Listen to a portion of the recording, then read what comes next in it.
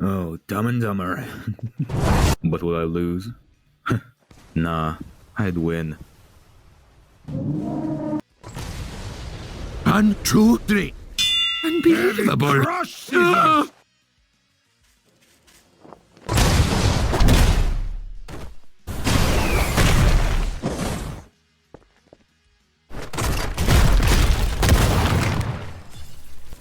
You fat bald bat!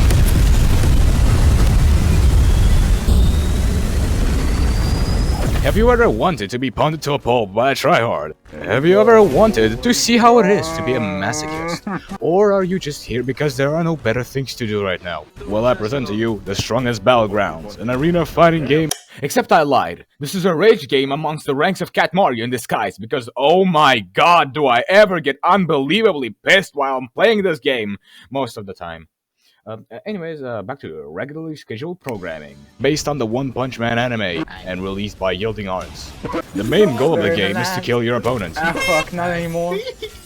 Upon getting a certain amount of kills, you'll be rewarded with either a cosmetic or a taunt.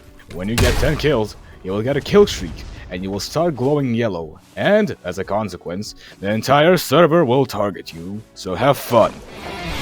The game has 3 game modes. Casual, a free-for-all, with up to 15 players. People of all skill come here to have fun, sweat their balls off, or just goof around. I'm a little crispy, a little burnt on the side, you know. A little crispy. Congratulations! Congratulations. Well, Where's everyone? well done. The 2 other game modes can be accessed through the ranked button. The first one is 1v1. As the name implies, you fight an opponent around your rank, which you can see at the top right. Each player has 2 lives. The first person to deplete the opponent's lives wins. The last mode is 2v2, same rules as 1v1 except that there's 2 players per team. You will need to fight a teammate through the in-game lobby, or by having friends, but let's be real. No TSB player has friends. On the surface, it may seem simple. You have your M1s that you can perform up to 4 of, which on the last hit will ragdoll the enemy, unless you jump or hold space before the last hit, which will in turn do a down slam or mini uppercut respectively. If you're having trouble catching an opponent, try dashing at them. Dashes are a quick way to approach an enemy, however it can be easily blocked. To circumvent this, you should try side dashing, by pressing Q while holding either A or D. I forgot to mention this, but yeah, having shift lock on is a must basically all the time. You can also press Q while holding S to do a backflip, which has iframes that you can use to get out of sticky situations. Speaking of which, the better tool that you can use to evade a combo is ragdoll canceling, which you can do upon being ragdolled and pressing Q. It can only be used every 30 seconds, however, so use it when you are absolutely sure it will get you out of a pickle. But the best way to avoid getting comboed in the first place is by blocking. You can block M1s and most moves done by enemies. However, there are some moves that go through block. Additionally, some moves have iframes, during which you cannot be hit. M1 trading is another very important game mechanic. You can hit your opponent with M1s after they hit your block twice with their own M1s. If you see this happening to you, I recommend backflipping away, and depending on the speed of your M1s, this can be easier or harder. But now, we move on to the meat and potatoes of the game, the characters. Currently, there are 7 characters in the game, one of which is currently blocked behind early access, as they're currently incomplete, and because of that, I won't be discussing them in this video. Each character has 4 moves that do different things, such as combo extend,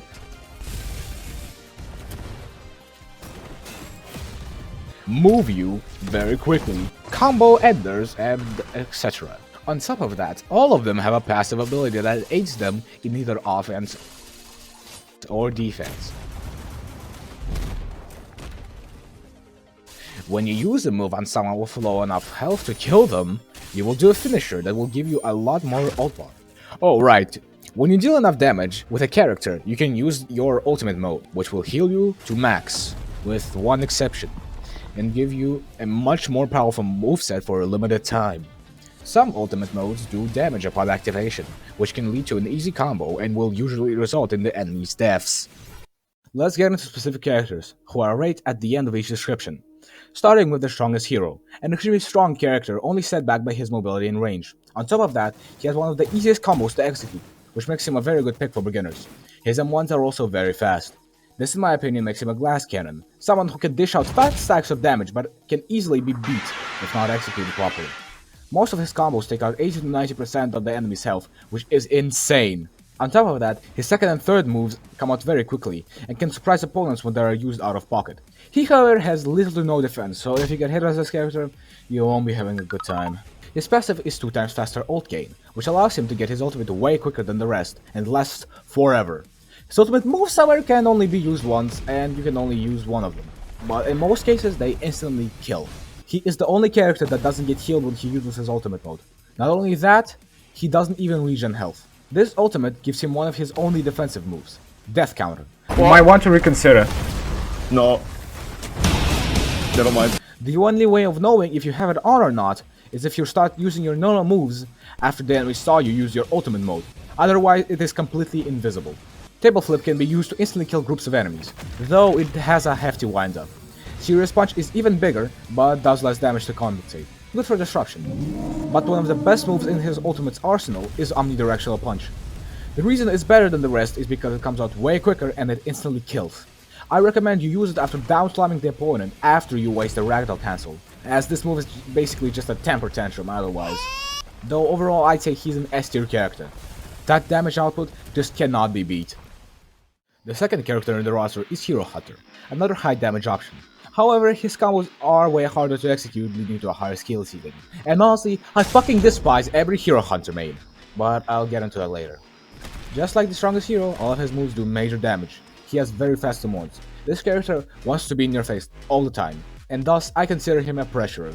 You may be wondering why this character isn't a glass cannon like strongest hero. Well, that's because his fourth move is a counter, able to parry projectiles and hands alike. Even the mighty trash can isn't able to go through it. His passive is 33% health on kill. His ultimate activation causes you to stand still for about 5 seconds, after which you do a giant AoE attack dealing 15 to 30% depending on the distance. Now, many people consider this ultimate to be on the weaker side, as his only approach option has a lot of end lag, and other moves don't have a lot of range. But I beg to differ. As I said, this is a pressure character, and his ultimate reflects that. All of his moves do a lot of damage and they combo into each other well. On top of that, his strongest move, Final Hunt, can go through all sorts of defenses, be it iframes during moves or even ultimate counters, though it can only be used once. So overall I'd say he's top of A tier, pretty close to being S but not close enough. The third character is Destructive Cyborg. He has way more range and mobility than the last two characters, however his damage output is smaller to compensate, and unlike the last two characters, his amounts are on the slower side. I consider this character a keep away, good at keeping his opponent right where he needs them. Though one of his major weaknesses is that all of his moves can be blocked. He has a whopping 4 passives.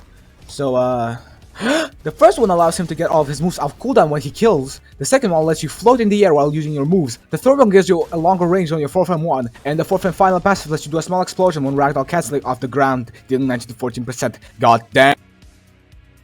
Upon using your ultimate, you will heat up the ground, dealing 16%, and another 16 from the fart at the end of the animation. His damage output gets wrapped up by a lot, though its reliability suffers in return. His first move can be cancelled by a lot of characters. If you miss the second move, you will end up on the other side of the map. Missing the third and fourth move is a death sentence. Speaking of which, his fourth move can be only used once. It's a giant AoE attack that does 30 to 70% depending on the distance. Despite that, this character is easily S tier. The sheer amount of AoE spam this character can do is unmatched.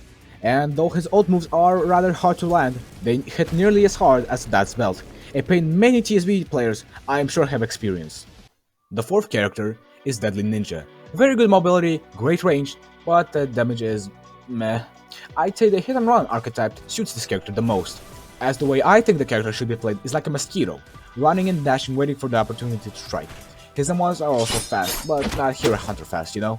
The thing holding this character back is the damage, as well as more experienced players being able to block any and all of his advances. His one and only passive is Flash Steps, allowing you to do 3 Flash Steps instead of side dashing on kill. They are very fast and unpredictable, so make sure to use them wisely. Now this character may seem pretty bad, and don't get me wrong, I and many others think this is the worst character, but his ultimate is where his true power lies. When you activate your ultimate mode, you kneel before quickly side dashing forward and rapidly slicing your enemies before jumping and falling down, knocking your opponent back, and all of it doing 35%. Many of his moves are piss easy to land and do a magic fuckton of damage. The only issue with them is that if you somehow miss them, which is an achievement of its own, just like Destructive Cyborg will make you the tastiest combo meal, like you're on the McDonald's menu. What the fuck is this? Can I get a blast combo? Yeah! B, I think. No, it's B, not E. Come on. But because of his base moveset being only good at running away and not doing damage, I'll place this ninja in B tier. The fifth character is Brutal Demon. Decent mobility, decent range, decent damage, an all-rounder. Though his moves are probably the slowest in the game. This character also has the most move variations, as 3 of his 4 moves can be used differently. His first move is a dash if you miss the initial swing. You slam airborne opponents with the third move, stunning them, or use what I like to call the universal approach option. If you hit an opponent with the fourth move's initial leap, that you can't block nor escape with a ragdoll cancel, makes their free combo with beatdown. It also comes out pretty quickly, so it's pretty unpredictable. When you use your ultimate mode, you smack your face with your bat 3 times before causing a small shockwave, doing 18% and knocking enemies back. His first and second moves can be cancelled if you get hit during the wind-up animation, but do high damage with big hitboxes once they start. The third move is usually followed up after them, as it's way easier to hit someone who is ragdolled for whatever reason. Though your opponent will most likely ragdoll cancel out of it, so make sure to waste it before using this move. It will also become unusable after you hit an enemy with it.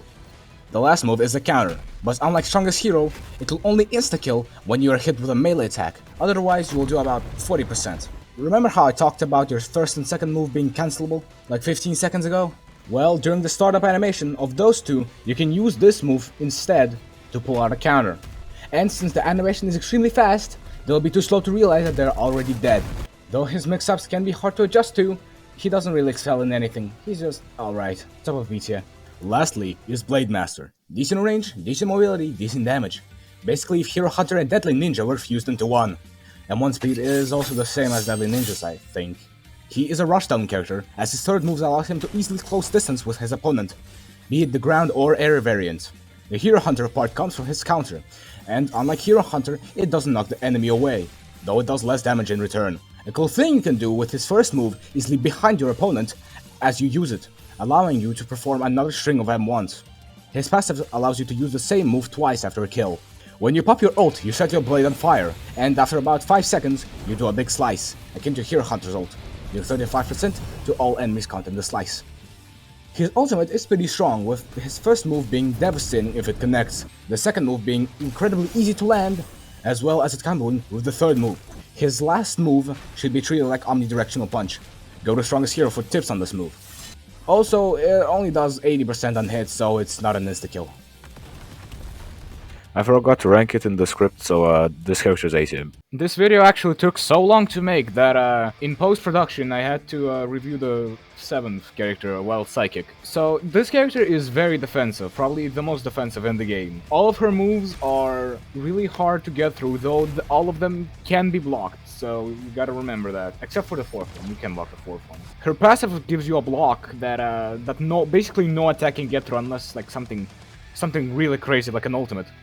Even then, most are blocked. Her ultimate can actually be used as a combo starter or a combo ender to kill someone, because it comes out instantly and deals like, I think 10 to 15%, I'm not sure entirely. Currently the moveset is Hand, Rock, Small Rocks, and Prasu Ultra! The third move should be basically treated like omnidirectional punch, and the 4th move on Atomic's ultimate. With all of this said, what are the good and bad things about this game? Well, for the good things, the gameplay loop. With such a simple concept as defeating enemies, it somewhat doesn't get repetitive even after playing for several hours. The characters are very fun to play as, the combos that you can do with the other players are absolutely orgasmic. What the fuck why did I write that?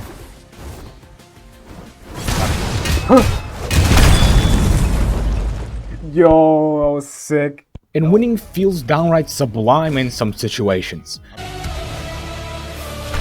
Got him, bitch. Fuck you. Oh, it's just so good to win. The reward system also keeps the players engaged with all the goofy emotes that you can get after 50 kills, which may seem like a lot at first, but it's pretty easy to get to, if you know what you're doing, of course. The animations as well are superb, and as an animator myself, I can tell that blood, sweat, and tears was poured into them. Same with the sound design, especially on the ultimate moves.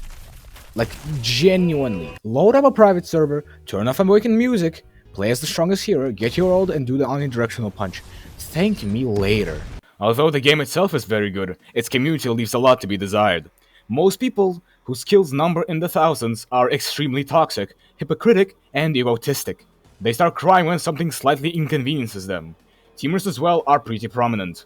The content that gets uploaded to YouTube is like trying to find a needle in a haystack, as 90% of the time it's either beating toxics, dunking on teamers, or just straight up clickbait. As well as the text-to-speech they use being extremely annoying to listen to. Having a slightly high ping can also cause a lot of issues. Hey guys, Kust for several months in the future here. Turns out, I've got a lot more complaining to do. Firstly, because the strongest hero's ultimate lasts forever, if your enemy uses it while you are using your ultimate, it makes it so that you can't play the game. Because if you use any of your moves, you are dead. Allowing the strongest hero player to stall you until you run out of your ult, which is dumb. Then, Hero Hunter in general just not being fun to play against, because unlike every other character in the game, you cannot escape from him mid-move. As well as his counter being usable mid-combo if your internet is performing a bit worse than usual. Same goes for Blade Master. Speaking of which, you can get comboed after using Pinpoint Cut for some reason. Some techs in general are really stupid, like being able to be punched into the ground while still being able to be hit. But where do I personally rank this game? I'd say probably A tier. As I've mentioned before, the gameplay loop is incredible, but the community holds it back from achieving absolute peak. But hey, maybe the community is what makes it special. I'm sure you have your own opinions, so please, tell me in the comments. Like, subscribe, all that jargon, blah blah blah. Oh yeah, I forgot to mention that you can throw trash cans at casual, so I take back what I said. This game is 12 out of 10. Bro, trash can sweep!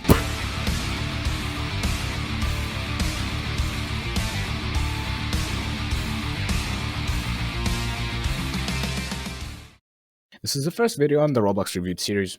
If you don't like something about it, either comment or DM me on Discord. Feedback is much appreciated.